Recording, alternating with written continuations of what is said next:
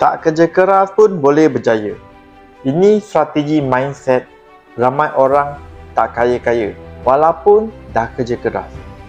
Kalau hari-hari kerja siang dan malam, bangun awal dari ayam, tidur lambat dari buru kilang, tapi masih tak cukup duit, mungkin selama ni anda guna cara yang salah.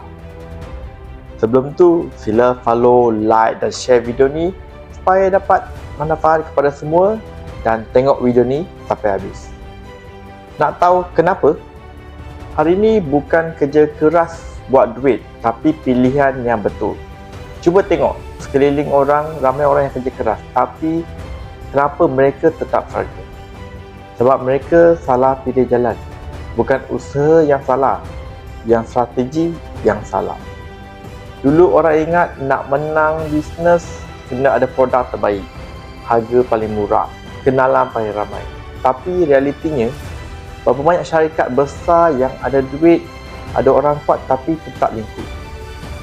Hari ini persaingan bukan tentang produk, bukan tentang harga, bukan tentang siapa kenal siapa.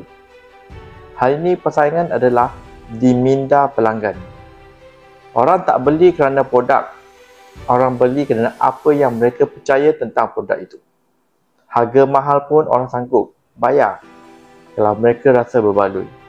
Itu sebab kalau anda masih fikir nak menang dengan harga mudah, anda dah salah strategi pelanggan. Bukan nak murah, tapi nak untung bila mereka membeli. Kalau anda nak tahu macam mana nak bina jenama buat orang sanggup bayar tanpa fikir panjang, pergi ke profile Dennis, klik link Let's Join Dennis atau Get Offer, masukkan maklumat anda. Dennis akan hubungi anda, jangan segera.